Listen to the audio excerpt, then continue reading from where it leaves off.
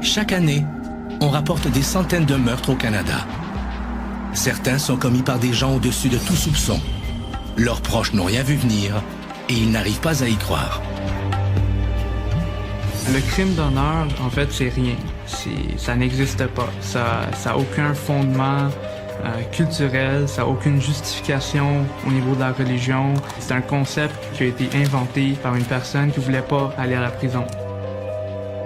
C'est extrêmement large. L'idée de salir la réputation de quelqu'un et d'invoquer l'honneur en plus pour justifier ce qu'on a fait, c'est large. Si le courant ne passe plus entre votre mari et vous, alors il faut divorcer. Pourquoi tuer sa femme? J'ai éprouvé beaucoup de compassion pour la victime. On a travaillé encore plus fort en pensant aux souffrances qu'elle a endurées.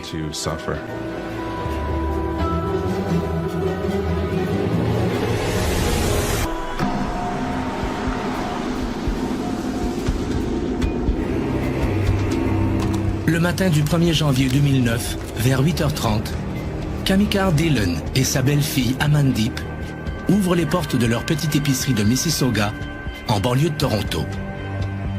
Même le jour de l'an, ces commerçants d'origine indienne sont à l'œuvre.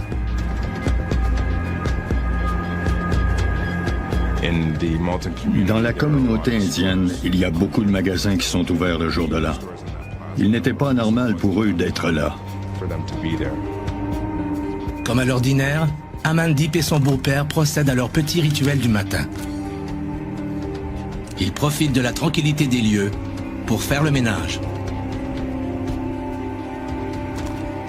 La boutique spécialisée dans les aliments importés de l'Inde est située dans un petit centre commercial d'Airport Road, à quelques pas seulement de l'aéroport Pearson.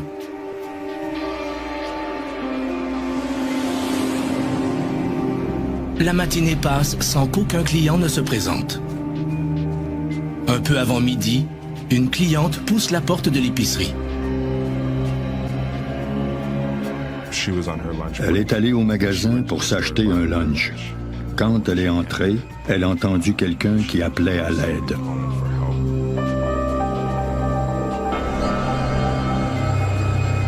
Intriguée, la cliente cherche à identifier l'origine des cris.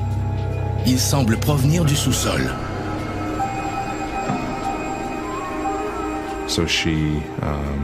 Elle a descendu l'escalier et elle a aperçu Kamikar Dillon par terre, couvert de sang.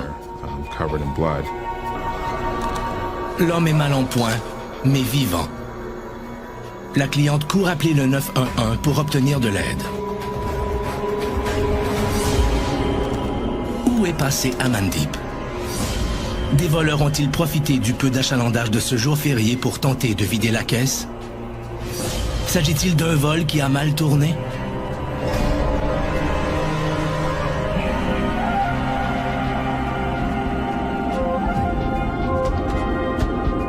Malgré des effectifs réduits, le service de police dépêche rapidement des agents sur les lieux.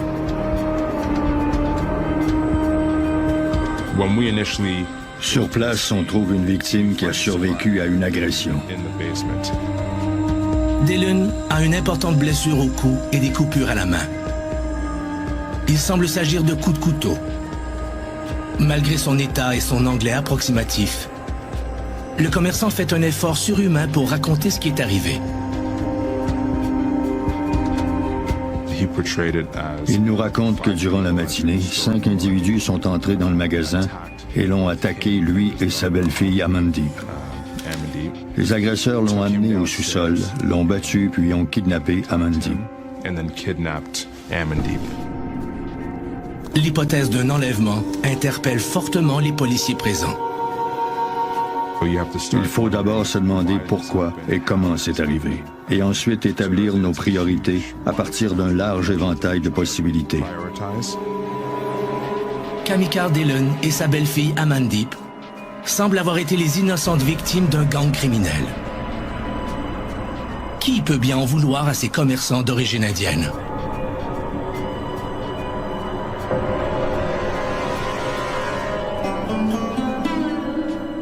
Kamikar Singh Dillon est né dans un petit village de l'État du Punjab, dans le nord de l'Inde. représentant des ventes au sein d'une coopérative gouvernementale, il émigre au Canada en 2002 dans l'espoir d'une vie meilleure. Comme beaucoup de ses compatriotes, il choisit de s'installer dans la banlieue de Toronto. Toronto, en général, il y a plus de personnes qu'ici au Québec, de la communauté Punjabi. C'est peut-être la nature humaine qui fait en sorte que les gens, peu importe du pays ou de leur nationalité, leur culture, ils veulent se retrouver avec des gens qu'ils connaissent, avec des normes auxquelles ils sont habitués. Dans son pays d'adoption, Kamikar Dillon ne tarde pas à se faire une place au soleil. Il avait 47 ans au moment du crime. Il possédait un commerce qui fonctionnait bien, ce qui n'est pas donné à tout le monde. Il avait une belle maison. 2 ans après son installation, Kamikar Dillon, qui est divorcé, fait venir au Canada son fils unique, Gurinder. À l'automne 2005, Kamikar se met en frais de trouver une épouse à son grand garçon de 22 ans. La candidate proposée à Gurinder vient du même village que Kamikar et vit toujours là-bas, en Inde. Amandeep Kaur vient d'avoir 18 ans et fréquente encore l'école. C'est une jeune fille réservée et sage. Je la considérais comme ma sœur.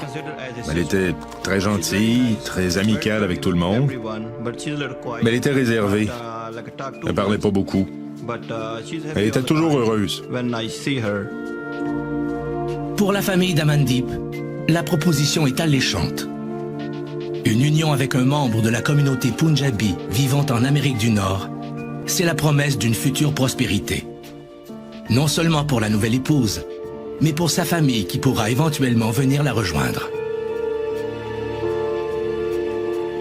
Le concept de mariage arrangé aujourd'hui, c'est plus dérivé du fait que le mariage dans la culture, c'est pas le mariage de 2 personnes. C'est vraiment un mariage de 2 familles. Mais c'est vraiment les parents qui vont entreprendre des démarches pour proposer des gens à leurs enfants.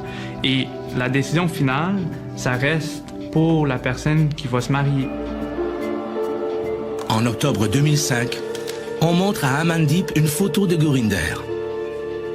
Dès qu'elle donne son consentement, les choses se font très vite. Le lendemain, elle apprend que le mariage se tiendra dans moins d'1 mois. Qu'aucun membre de la famille d'Amandeep n'ait rencontré ni le futur époux, ni son père, ne dérange personne. Il n'y a pas très longtemps, en Europe, on avait encore des mariages arrangés. Avec la révolution industrielle, les femmes ont pu se libérer puis choisir l'homme pour lequel elles voulaient vraiment passer leur vie. Mais très longtemps, les mariages n'étaient surtout pas des mariages d'amour, c'était des mariages arrangés. Alors pour certains pays, cette culture-là a perduré. La famille Kaur s'occupe de la cérémonie avec enthousiasme. Le père d'Amandeep, qui possède une petite exploitation de riz et de blé, consent à verser une dot de 54 000 $ à la famille du futur époux, même si la loi indienne a rendu la pratique illégale depuis 1961.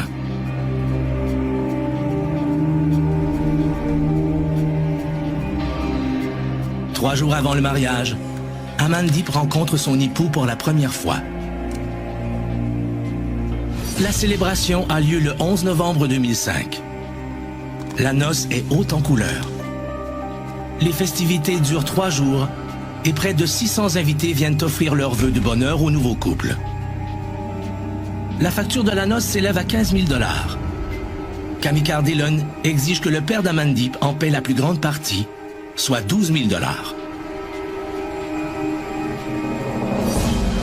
Le jour de son départ, Amandeep irradie de bonheur et rêve que ses sœurs, son petit frère et ses parents adorés la rejoindront sous peu dans son nouveau pays.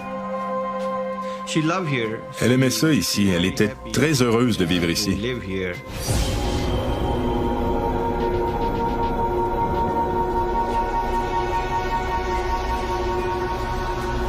Dans le sous-sol de l'épicerie d'Airport Road, les policiers essaient de résoudre le mystère de l'enlèvement d'Amandip.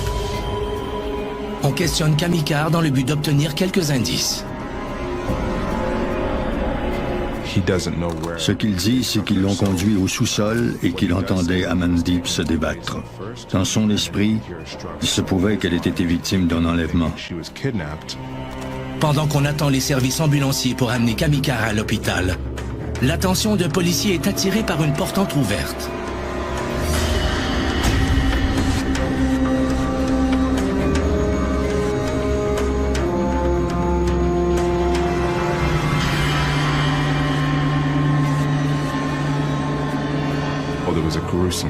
C'était horrible. On m'a dit que c'était tout simplement incroyable.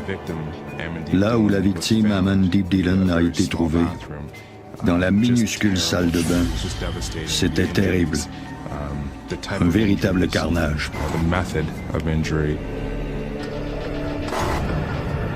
Kamikar Dhillon soutient que les agresseurs ont dû enfermer le corps d'Amandip dans les toilettes pendant qu'il avait perdu conscience.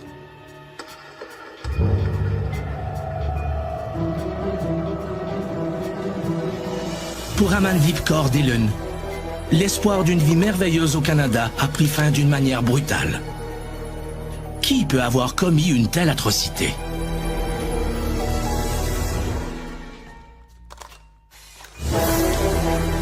Le 1er de l'an 2009, Kamikar Dhillon, un commerçant d'origine indienne de Mississauga, est retrouvé couvert de sang dans le sous-sol de son épicerie. Sa belle-fille Amandip a été sauvagement assassinée. Kamikar explique qu'ils ont été attaqués par 5 individus déchaînés.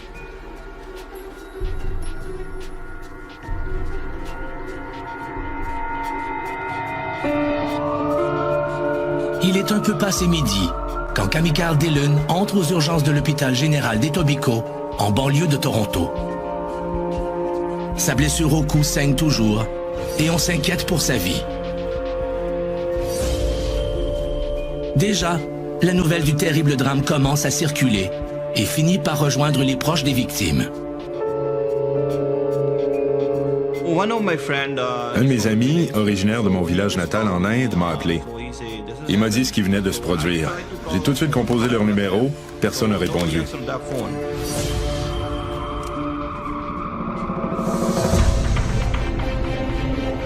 Les enquêteurs commencent à analyser la scène, à la recherche du moindre indice pouvant les mettre sur la piste des agresseurs. On pensait que c'était par pur hasard que des individus soient entrés pour les attaquer. Certains détails discordants attirent l'attention des enquêteurs. Ils découvrent par exemple que la caisse du magasin n'a pas été touchée. Et dans le sac à main d'Amandip, ils retrouvent une bonne somme d'argent. De toute évidence, le vol ne semble pas être le mobile. La sauvagerie de l'attaque semble pointer dans une autre direction. La profondeur des coupures, ça démontrait de la colère, ça disait quelque chose. Il y avait de la rage derrière ce geste. Ce meurtre n'était pas gratuit. Tout semble indiquer que les agresseurs connaissaient leurs victimes. Les Dhillon ont-ils des ennemis dans leur propre communauté? S'agit-il d'un règlement de compte? D'une vengeance?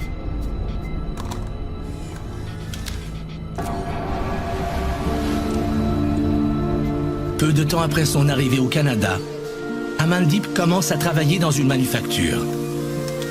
Elle s'occupe en plus de la maison de Malton, près de Mississauga, où elle vit entre son mari et son beau-père.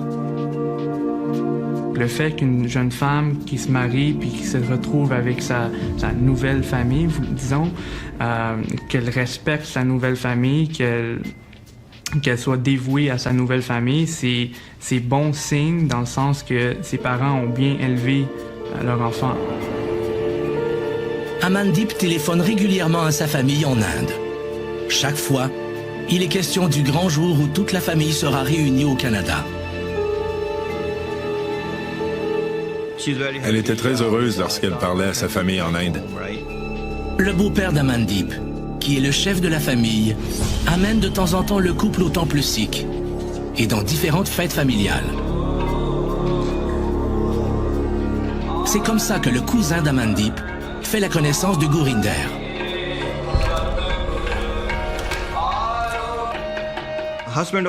Le mari d'Amandeep était un bon gars. Je l'ai rencontré quelques fois lors de nos fêtes ou de nos pique-niques. C'était un gars gentil, qui aimait jaser. Mais pour un homme dans la vingtaine, Gurinder semble manquer d'autonomie. Il n'y avait aucun signe de trouble mental, mais il ne fonctionnait pas comme un homme de son âge. Vous ne pouviez rien déceler si vous passiez quelques minutes avec lui. Je n'avais rien remarqué, mais effectivement, il y avait peut-être un petit quelque chose. La relation entre Amandeep et Gurinder n'est pas ce qu'on pourrait qualifier d'idyllique. La présence constante et intrusive du beau-père ne simplifie pas les choses. Je les voyais souvent ensemble. Je ne sentais pas d'animosité entre eux. Mais son beau-père était toujours là. Je n'ai jamais vu Amandeep seule. J'ai déjà vu son mari sans elle, mais quand je la voyais, elle était toujours avec son beau-père.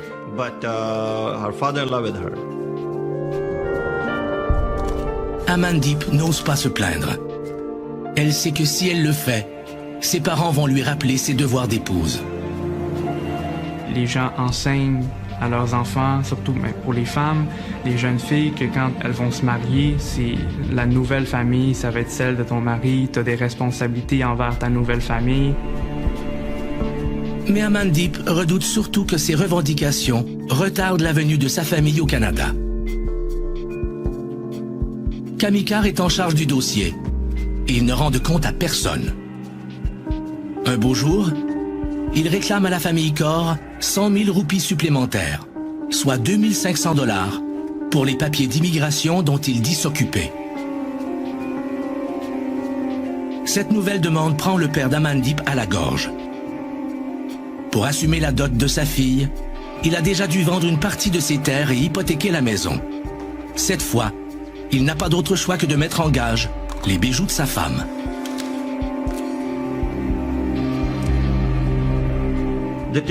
Ils ont vendu des bijoux pour obtenir de l'argent. Je ne sais pas combien, mais ça leur a coûté très cher.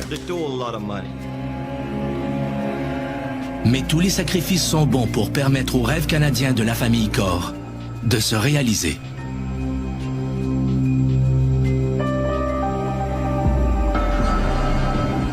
Le 1er janvier 2009, à l'hôpital d'Etobicoke, Kamikar Dillon est opéré avec succès. Les médecins estiment qu'il a eu de la chance. La lame du couteau est passée très près de la veine jugulaire. 1 millimètre de plus, et Kamikar Dillon serait la deuxième victime de cette tragédie.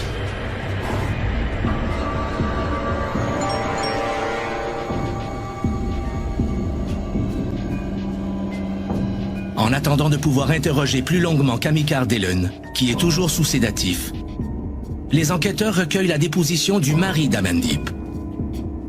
Même s'il ne travaille pas à l'épicerie, il aurait pu être au courant de certaines rivalités qui pourraient orienter l'enquête.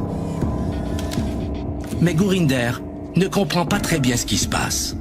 Il semble démuni, dépassé.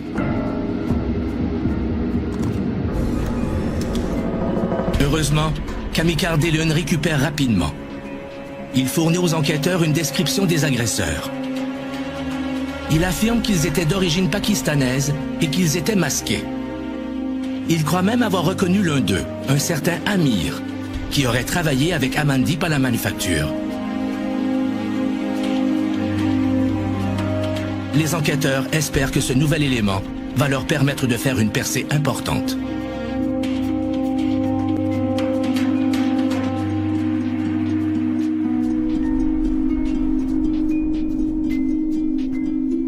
Moins d'1 an après son arrivée au Canada, Amandeep connaît une très grande joie.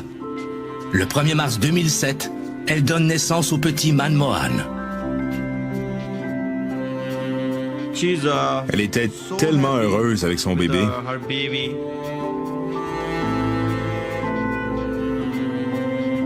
L'enfant l'occupe beaucoup. Trop, au goût de Kamikar qui vient d'ouvrir l'épicerie d'Airport Road. 7 mois plus tard, sans consulter Amandeep, il décide d'envoyer le bébé en Inde. D'abord dans la famille de son ex-épouse, puis ensuite chez les parents d'Amandip. Le bébé avait 7 ou 8 mois. Elle voulait le revoir le plus rapidement possible, mais elle n'a pas pu.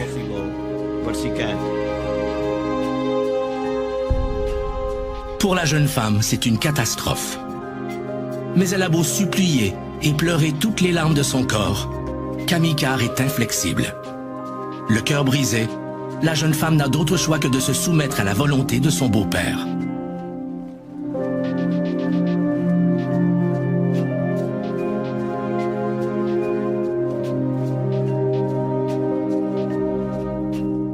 Le seul contact qui lui reste avec son petit garçon est le téléphone. Amandip doit se contenter d'entendre babiller Manmohan au bout du fil.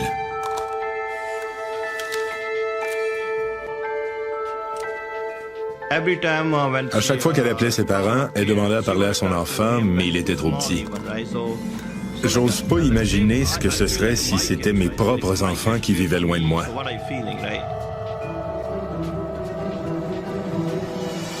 En mettant la police sur la piste d'Amir et de ses complices pakistanais, Kamikar cherche-t-il à brouiller les cartes?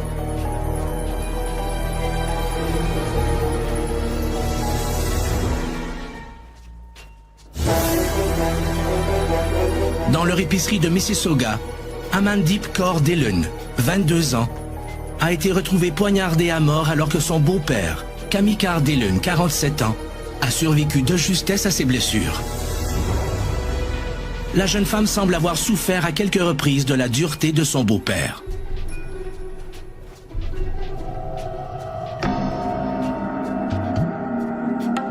Visiblement dépassé, Gurinder, le mari d'Amandip, n'avise les parents de la jeune femme que 30 heures après les événements.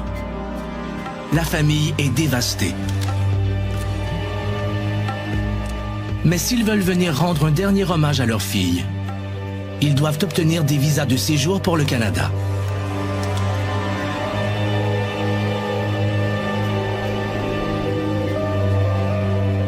Trois jours après l'agression, Kamikar Dhillon quitte l'hôpital. Dès son retour à la maison, le cousin d'Amandip et des membres de la communauté Punjabi s'empressent de lui rendre visite pour lui offrir leur support. On est allé chez lui, environ une dizaine de personnes. Quand je suis arrivé, il s'est mis à pleurer. Il nous a dit ce qui s'était produit, que les gens sont entrés, ont essayé de les voler, ils ont tenté de le tuer et ils l'ont jeté en bas de l'escalier.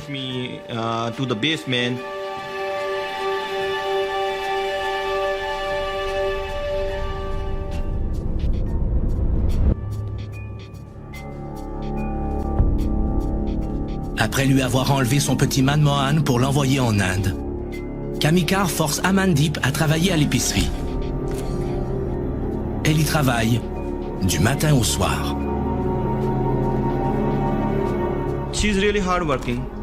Elle travaillait très fort parce que quand on se parlait, elle me répétait toujours qu'elle arrivait du travail ou qu'elle allait travailler. Je pense que son beau-père gardait l'argent parce qu'elle travaillait dans son magasin. Je ne crois pas qu'elle était payée.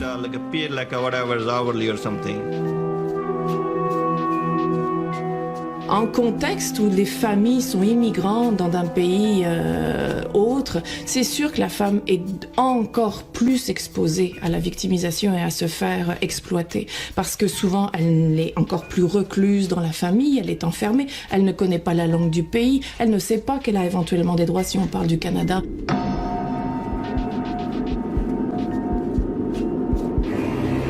Amandip participe de moins en moins aux pique-niques familiaux et aux activités de la communauté. Ses téléphones à sa famille commencent à se faire plus rares. Ils sont constamment filtrés par son beau-père. Malgré tout, Amandip cherche à montrer à ses proches que tout va bien. Elle ne m'a jamais rien dit. Je ne l'ai jamais vue réellement triste. Mais personne ne savait ce qui se passait dans leur maison.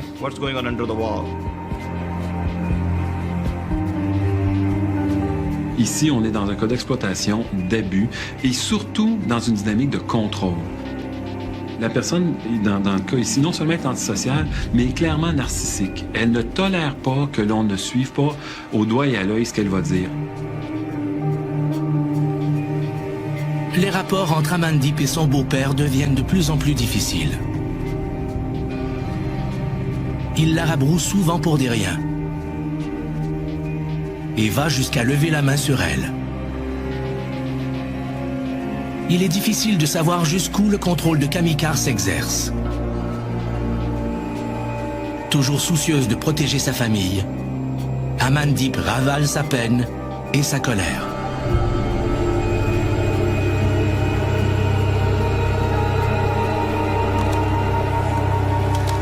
Dans l'entourage de Dylan, personne ne se rend compte de quoi que ce soit.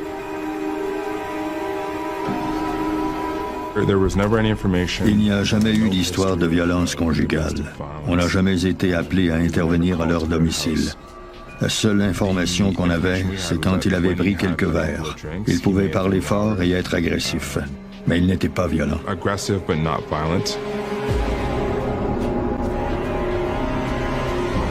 Jamais, semble-t-il, le mari d'Amandip ne cherche à intervenir. Gurinder n'est peut-être pas conscient de ce qui se passe. Je pense que le fait que le mari ne se trouve pas trop présent dans toute cette histoire, c'est surprenant aussi. Sa famille nucléaire et sa première responsabilité, c'était sa femme et son enfant. C'était une dynamique très intéressante, parce que peu importe ce qu'on pouvait lui dire, le fils considérait son père comme son Dieu, comme s'il ne pouvait rien faire de mal. Ce contrôle-là, il l'exerce sur son fils depuis sa naissance. Donc, d'espérer que le fils puisse se rébeller, c'est aussi illusoire que d'espérer que cette femme-là, dans ces conditions-là, se rebelle, tellement l'individu exerce une pression constante et sans scrupule. Les sacrifices d'Amandip ne semblent pas avoir été vains.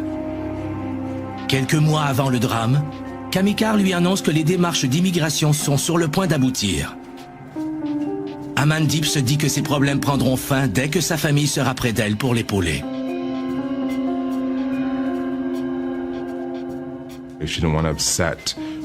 Elle ne voulait pas déplaire à son beau-père. Elle ne voulait pas déroger à son plan et à son but ultime qui était de faire venir toute sa famille, rester en Inde. Alors, de ce point de vue, même si on lui faisait la vie dure, elle ne l'aurait jamais dit.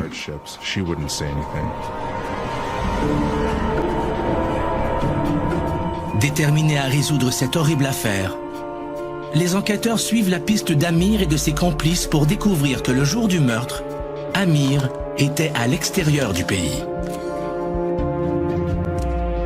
Les enquêteurs décident alors de rencontrer à nouveau le mari d'Amandip. Cette fois, une faille commence à apparaître. Il nous a confié des détails sur les événements que lui avait racontés son père. Des informations qui provenaient de son père. On s'est aperçu qu'à chaque fois qu'il parlait, il donnait une version différente. Les enquêteurs commencent à penser que Kamikar Dylan tente de mener tout le monde en bateau. C'est à ce moment qu'ils mettent la main sur un élément qui sera déterminant pour la suite de l'enquête. Heureusement, le centre commercial avait une caméra de surveillance. On a été capable de regarder la bande vidéo et on n'a jamais vu 5 individus entrer ou sortir du magasin. La conclusion s'impose. Le matin du meurtre d'Amandip, aucun malfaiteur ne s'est présenté à l'épicerie familiale. La bande de 5 Pakistanais est une pure invention. Kamikar Dylan était seul présent avec sa belle-fille. Grâce à la vidéo, les enquêteurs savent qu'ils ont un as dans leur jeu. Mais ils doivent étoffer leurs preuves davantage. Le 6 janvier, ils convoquent le commerçant au poste de police de Brampton pour un entretien. En fait, il allait être arrêté et accusé de meurtre. De toute évidence, Dillon ignore l'existence de la vidéo. Il continue de raconter son histoire d'agression. À un moment, l'enquêteur lui révèle que du sang d'Amandeep a été trouvé sur la chemise qu'il portait le matin du drame. Des tests d'ADN le prouvent. Dillon ne se laisse pas démonter. Il explique que ce sont ses agresseurs qui l'ont obligé à s'étendre sur sa belle-fille alors qu'elle baignait dans son sang. Kamikar semble avoir oublié sa première version, dans laquelle il prétendait qu'elle avait été kidnappée.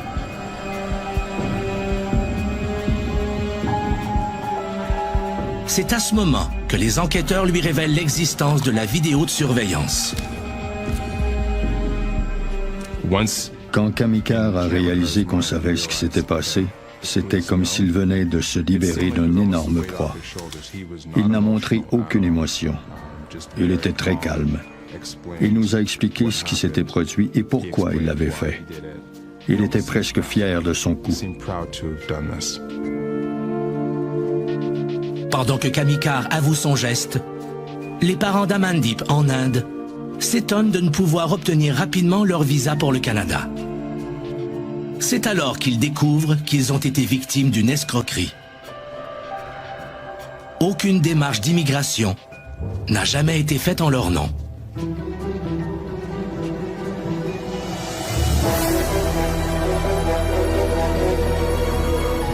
Y a-t-il un lien entre la fraude de Kamikar et le meurtre de sa belle-fille? Amandeep aurait-elle découvert le mensonge de son beau-père et menacé de tout raconter?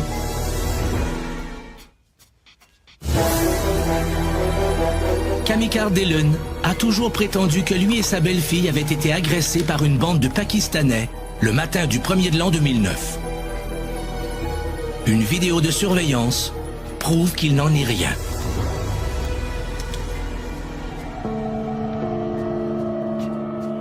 Après des heures d'interrogatoire, Kamikar admet avoir tué sa belle-fille. Il invoque alors un motif extrême. Il croyait qu'Amandeep était pour souiller l'honneur et le nom de sa famille. Et il ne voulait pas. Il était certain qu'en la tuant, ça préserverait l'honneur de la famille. Il a appelé ça un crime d'honneur. Le crime d'honneur, c'est des violences, voire des meurtres, et c'est perpétré par des membres masculins de la famille, le père, le frère, le mari, qui ont décidé que la femme de la famille avait sali l'honneur de la famille.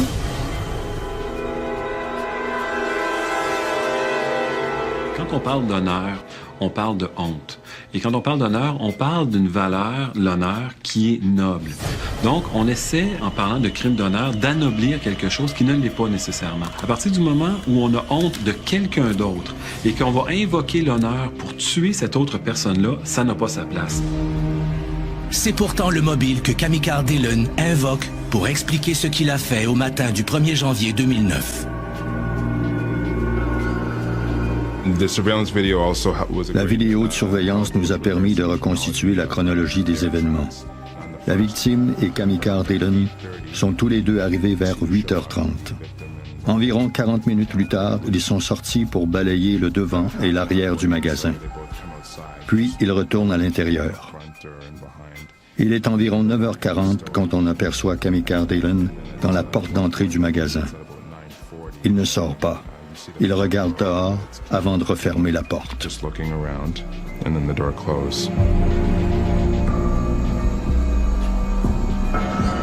Certain que personne ne viendra l'interrompre, Kamikar est prêt à mettre son plan à exécution.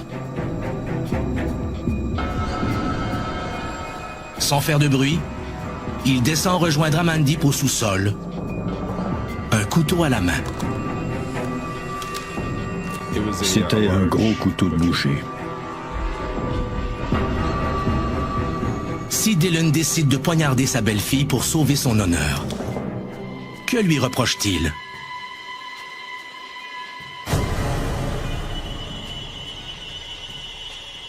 N'importe quoi peut lier un crime d'honneur. Un soupçon, le moindre soupçon, et vous pouvez être assassiné ou tué par votre famille. Alors ça peut être, vous avez refusé un mariage aussi, ou vous avez été violé, vous avez bavardé avec un homme dans la rue, vous pouvez mourir. Dillon prétend avoir vu Amandeep dans une voiture en train d'embrasser un autre homme.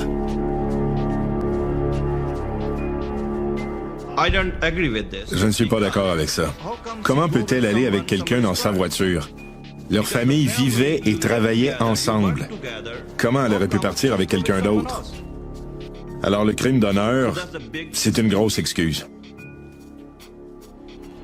C'est typique de quelqu'un d'antisocial qui va faire jouer des valeurs comme le respect et l'honneur, qui va vouloir utiliser ça pour arriver à ses fins, quand lui-même fait preuve d'un manque total d'honneur et de respect.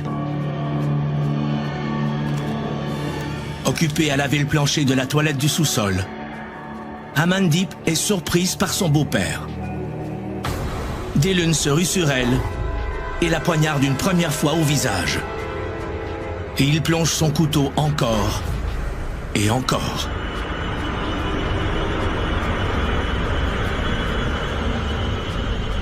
Il y a clairement de l'acharnement. Il y a clairement de l'acharnement et c'est pas simplement quelqu'un qui voulait mettre fin à la vie de quelqu'un d'autre. Ce genre de meurtre-là, c'est commandé par de la colère.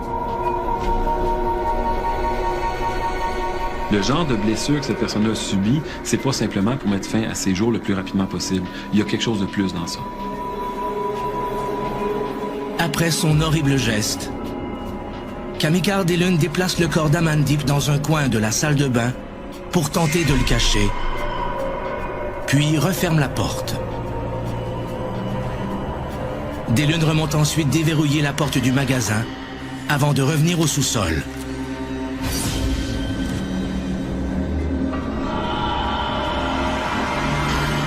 Pour détourner les soupçons, il s'inflige des blessures importantes au bras et au cou.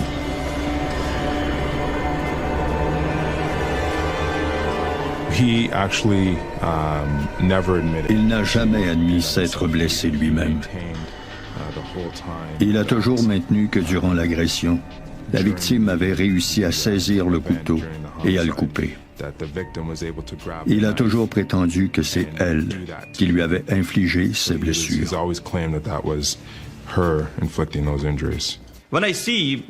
Il avait seulement des blessures au bras gauche.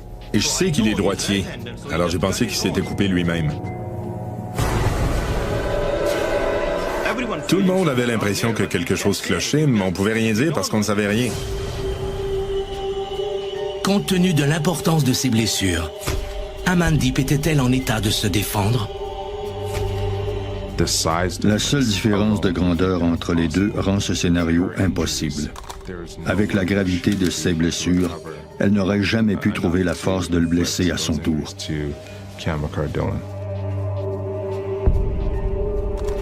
Kamikar aurait pu mourir au bout de son sang si personne ne s'était présenté à l'épicerie ce matin-là.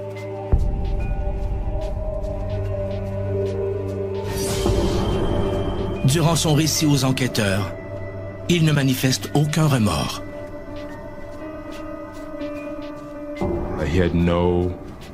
Il n'avait aucune émotion, aucun regret. Dans son esprit, s'il avait pu revenir dans le temps, il aurait fait la même chose.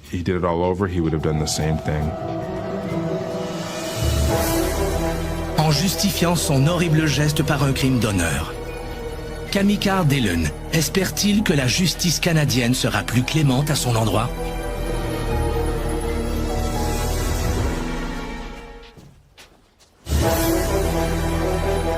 Kamikar Dillon, 47 ans, avoue avoir poignardé à mort sa belle-fille de 22 ans, Amandeep Kaur, parce qu'il la soupçonnait d'avoir trompé son mari. Il prétend avoir commis un crime d'honneur.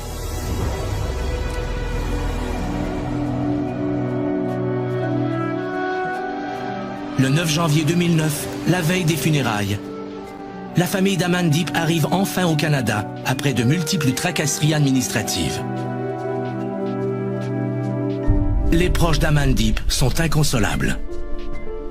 Le père de l'homme qu'ils ont choisi pour leur fille l'a assassiné. En plus, il leur a extorqué d'importantes sommes d'argent qu'ils ne reverront jamais. Pour eux, le Canada est devenu synonyme de malheur. L'excuse du crime d'honneur crée des remous. Toute la communauté indienne est en colère. Les citoyens sont furieux. Et le fait d'avoir des nouvelles comme ça dans les médias, ça a l'effet de justement créer un stigmate, de créer des stéréotypes au niveau de la communauté qui sont mal fondés. Tout le monde se sent responsable. C'est notre communauté. On vit ici. Est-ce que ça met le drame sur l'ensemble de la culture pendjabi? Il y a sûrement plein de familles pendjabi au Canada qui sont parfaitement en ligne avec les valeurs canadiennes et notre charte des droits et libertés. Je suis absolument certaine de ça. Au moment de sa comparution au palais de justice de Brampton, Kamikar Dillon maintient qu'il était justifié de tuer sa belle-fille. Il en profite même pour salir la réputation d'Amandeep, en ajoutant qu'elle lui aurait fait des avances sexuelles. Dans certains pays, il y a des lois qui sont malheureusement, comme en Jordanie, permissives. Oui, on donne une réduction de peine quand le crime est commis pour laver l'honneur. Parfois, il y a des lois qui existent qui ne sont pas appliquées.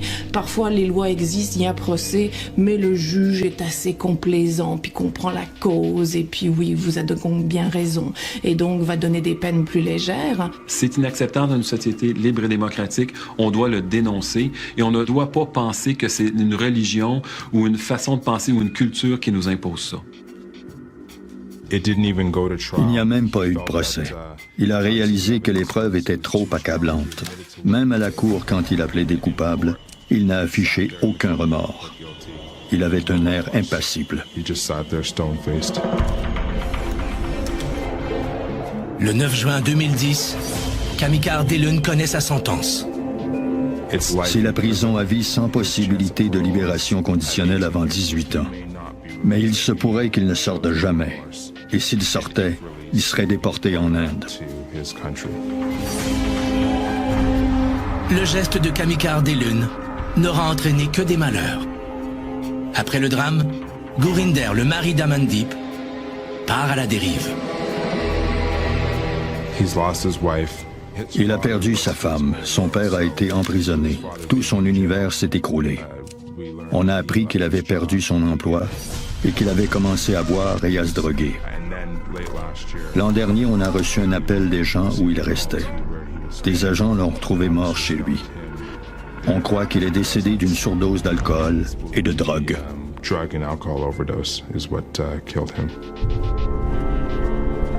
Malheureusement, le petit Manmohan ne connaîtra jamais ni sa maman, ni son papa.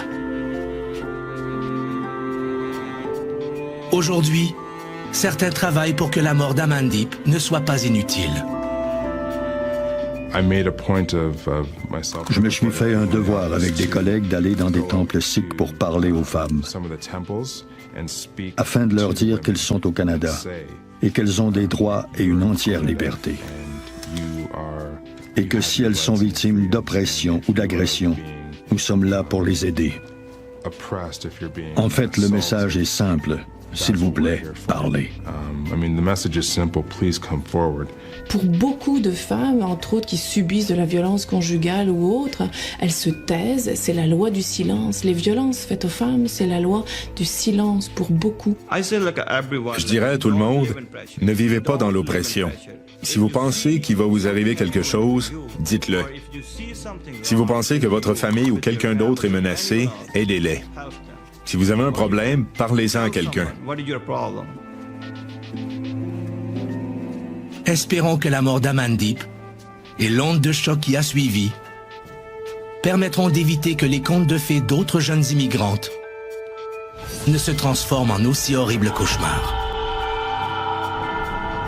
Si un tel drame se préparait dans votre entourage, sauriez-vous le voir venir ?